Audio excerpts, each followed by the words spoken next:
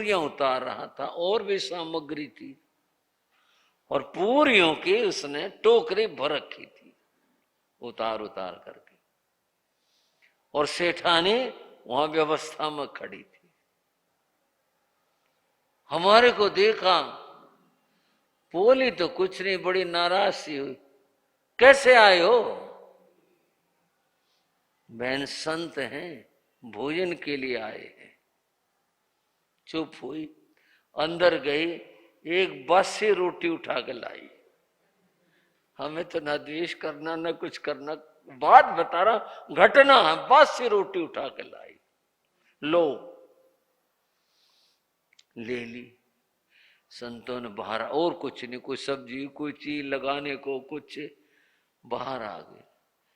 तो कवि जी महाराज ने लिखा कि छोटे संत ने कहा, बताओ इतनी बड़ी हवेली और सेठानी और टोकरा भर रखा पूरियों का, अगर ये 2 पूरी उठा कर दे देते कुछ घट जाता इसका? बताओ। लाई भी बासी रोटी उठा कर लाई, और साथ में कुछ नहीं। तो कवि जी महाराज ने कहा, कुछ और भी देखो। वो छोटे संत बोले, और क्या देखें जी? बोले, भाई जो अंतराय कर्म जितना टूटा वही मिलेगा। टोकरा भरा था पूरियों का, तुम्हारे लिए भरा था क्या? तुम्हारी अंतराय इस बासी रोटी की टूटी थी, धैर्य के साथ और मन में शांति के साथ इसे स्वीकार करो। मन में उपालंब दिया सेठानी को, तो फिर ये हमारी चर्या नहीं ठीक है। हमारा यही योग था, बस जो मिला धैर्य के साथ वही ले लिया, वही प्रयोग। न तो हमने उसको खाते पूरी याद करनी, न कुछ और, कुछ नहीं, ठीक है, जो मिल गया वो ठीक है। रोखे सूखे खाए के ठंडा पानी पी, देख पराई चूपड़ी मत ललचावे जी। साधु ने दूसरे की रोटी देख करके मन नहीं ललचाना, ये मिल जाती। मिल कैसे जाती? मिल कहां से जाती? अपना जब अंतराय कर, ये परिचय भूख का है, धैर्य के साथ सहन करे। फिर कहा, तो पुट्ठा पिवासाए, दूसरा परिचय पिपासा प्यास का है। ये तो उससे भी भयंकर है। प्यास का परिचय तो बहुत ही भयंकर है। क्या कहें इसकी भयंकरता बताने के लिए? ये तो रोटी के बिना तो आदमी 2 दिन भी रह ले, 4 दिन भी रह ले, चलो भाई कोई बात नहीं। पानी के बिना तो बड़ा मुश्किल काम है। पानी नहीं मिलेगा तो कैसे काम होगा? ठीक है, चौविहार भी उपवास होते हैं, समझ लो उपवास होना और बात है। प्यास लगे, पानी की इच्छा, पानी नहीं मिलना बड़ा मुश्किल काम, बहुत कठिन काम है। उस स्थिति में जब प्यास लगी हो, पानी की गवेषणा करें और पानी ना मिले, साधु ने वांछा कच्चे पानी की नहीं करनी। क्या है? कच्चे पानी का विधान हो जाता, आसानी हो जाती, सहजता आ जाती। यह है विचार नहीं करना है, सहन करना है। धैर्य बड़ी चीज है। साधु के पास सबसे बड़ा संबल उसका धैर्य होता है। हर स्थिति में, हर अवस्था में धैर्य रखे। साधु के लिए कहते हैं, साधु की चर्या और जीवन कैसा है? कभी मुट्ठी चने, कभी घी घने, और कभी वो भी नहीं, मुट्ठी चने भी ना मिले। ऐसी स्थिति में क्या हो? धैर्य रखे। कभी कभी कुछ बात याद आ जाती है। मेरी दीक्षा हुई थी, फरवरी के महीने में, फरवरी के बाद मार्च, अप्रैल, गर्मी की ओर ढलना शुरू होता है। जून का महीना था, गर्मी ठेठ। गुरु महाराज योगीराज जी, मेरे गुरु जी आदि संत रोहतक में विराजमान थे। अब रोहतक तो नगर, वहां तो कमी नहीं किसी भी बात की, क्षेत्रों में किस बात की कमी। लेकिन कभी कभी संयोग के बाद एक शाम जब संत लोग अंतिम पानी लेते हैं, वो कुछ मेरे ध्यान से निराउक चूक होगी, वो लिया नहीं। संतों ने पानी पलट दिया, जो शेष बचा हुआ था लगा लिया, जो कुछ होता अंत में दिया। फिर कोई कपड़ा निकाल लेते हैं, कुछ नहीं, मेरे याद भी नहीं, कोई बात नहीं। प्रतिक्रमण हुआ, सोने का समय हुआ, अपने माला वाला करके सो भी गए। मैं गुरु महाराज के साथ में, वो पट्टे पर कृपा करते थे, मैं नीचे लगाता था आसन, मैं भी सो गया। गर्मी बहुत थी और सब जगह बरसातियां नहीं होती। और बंधुओं, अब क्या ये फिर आलोचना से हो जाएगी, अब जमाना बहुत परिवर्तित हो गया। उस समय की स्थितियां था, एक गली की तरफ कमरा, उसमें एक ही दरवाजा था, बस वही साधन था।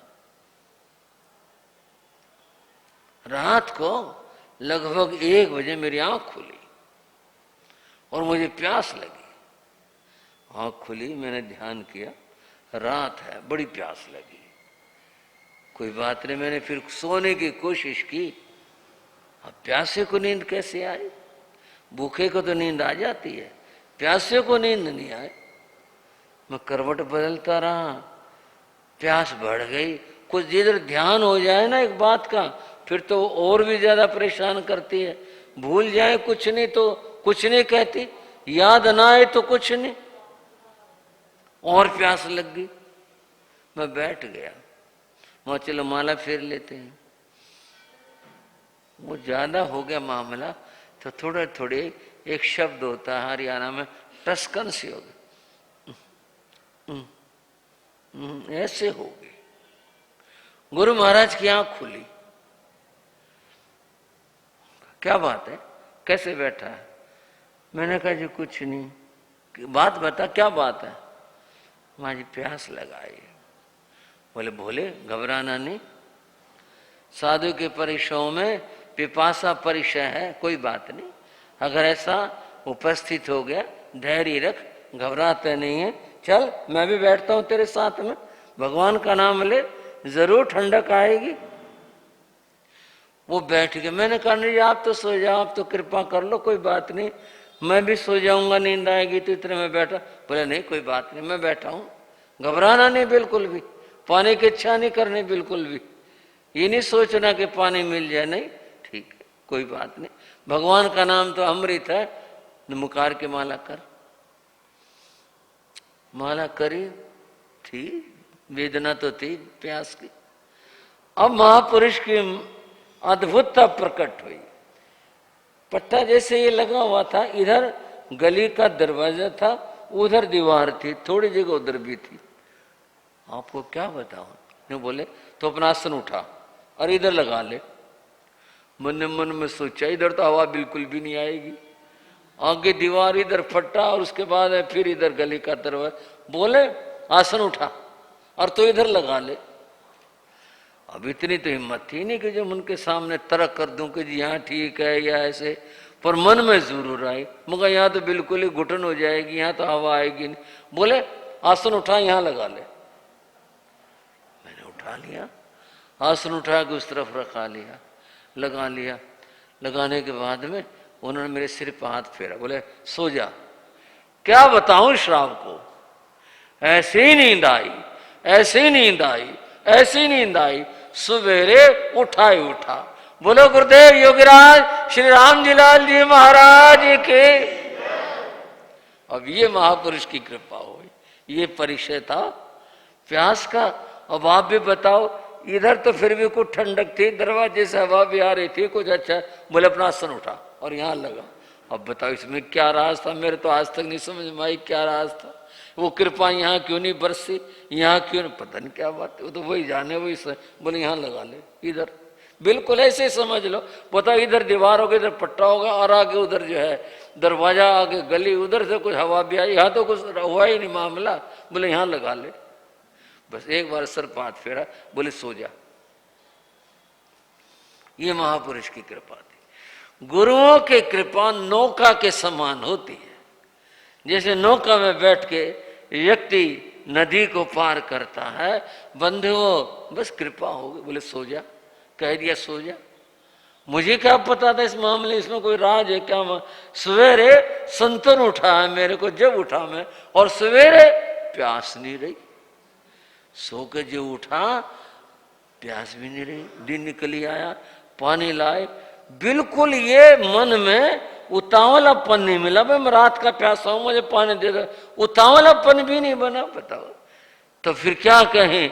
परिशहों की जो नदी है उसको गुरु कृपा से पार किया जाता है, धर्म के नाम से पार किया जाता है। पिपासा बहुत विकट परिशय है। अंबड़ नाम का सन्यासी हुआ, महावीर का वह अनुयायी था, लेकिन वैदिक परंपरा का सन्यासी था। उसने महावीर के नियम व्रत आदि धारण किए थे, उसने कच्चे पानी का भी नियम लिया था। एक बार अपने साथियों के साथ अंबड़ सन्यासी जा रहा था, गंगा के तट से जा रहा था, बहुत तेज गर्मी हो गई, रेत तप गया, साधुओं को प्यास लगाई, आसपास कोई गांव को ठिकाना नहीं, कहीं से पानी ले आए, कहीं से कुछ ले आए। मौके की बात होती है, कुछ नहीं बात बनी। एक बार को साथी संतों ने कहा, ये गंगा बहने लग रही है, धो लो हाथ, भर लो पेट, क्या हो गया? गंगा बह रही है, इतना पानी है। अंबड़ ने कहा नहीं, हमने नियम लिया है महावीर से, हम नहीं लेंगे, बिल्कुल भी नहीं लेंगे। आके संथारा कर दिया वहां उस गंगा के गर्म रेत में, और वहीं अपना जीवन धर्म के बीदी पर बलिदान कर दिया, नियम भंग नहीं किया।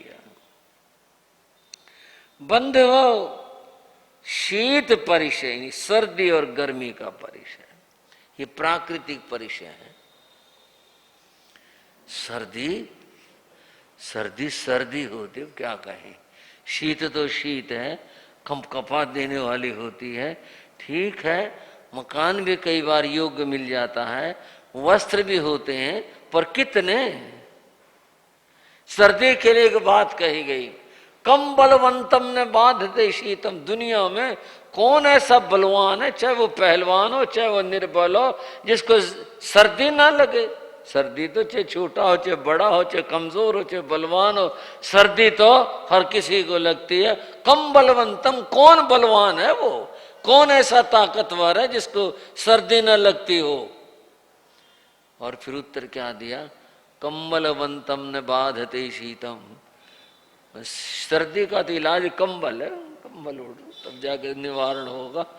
जो कंबल ओढ़े हुए है उसको सर्दी नहीं लगेगी, परंतु ये तो साधु की मर्यादा और सीमा है कि उसने कंबल लेना नहीं लेना, कैसा लेना, क्या कपड़ा लेना, मर्यादा का पालन करना है।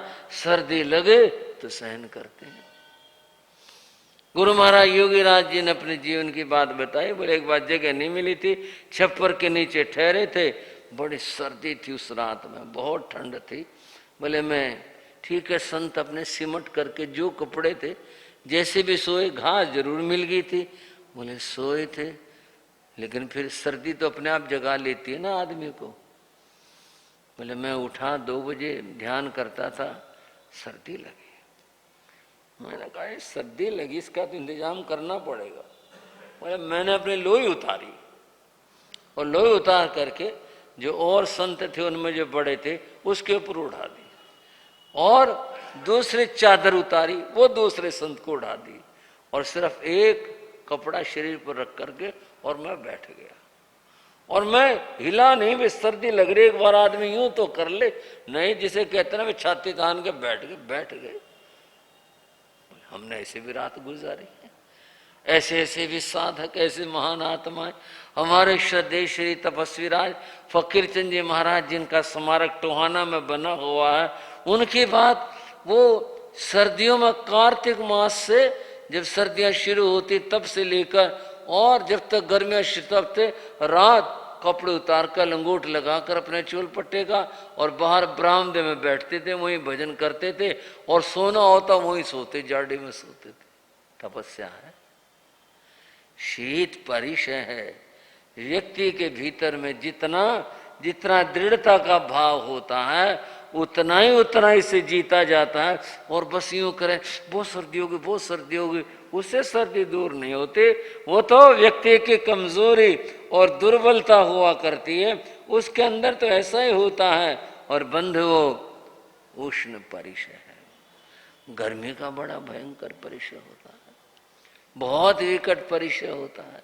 कई बार संत लोग जो हैं ऐसे यात्राओं में, मैं शब्द समझाने के लिए कह रहा हूं, कमजोरी के लिए नहीं, फंस जाते हैं यात्राओं में। भाई रास्ता लंबा निकल आया, रास्ता भटक गए, कुछ हो गया और भरी दोपहरी कुछ ऐसा। एक बार, कई बार हम संत जो बैठे होते हैं हंस लेते हैं, हम याद कर लेते हैं, माँ भी वहां चले थे ना एक बार, एक ऐसी यात्रा, जेठ का महीना था जिसको जून का महीना कहते हैं, और सड़क बड़ी खुरदरी वाली थी और हम देर हो गई, अंदाजा गलत निकला।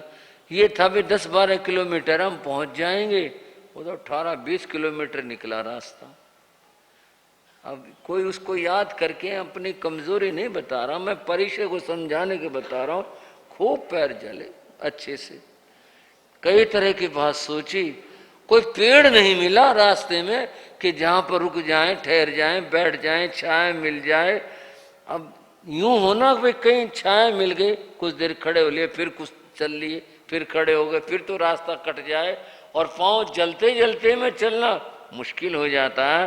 पर साधु चर्या है, साधु को धैर्य रखना होता है, तभी वह इस अपने कार्य के अंदर सफल हो पाता है। अतः इस उष्णता को, इस गर्मी को वह सहज में ही स्वीकार करे। ठीक है, परिचय है, तपस्या है, यह तपस्या को मान करके करे। और संतों की बात, हमारे एक संत हुए तपस्वी पन्नालाल जी महाराज को, बहुत पुराने नहीं, वो यूं कहे ना बहुत पुराने नहीं,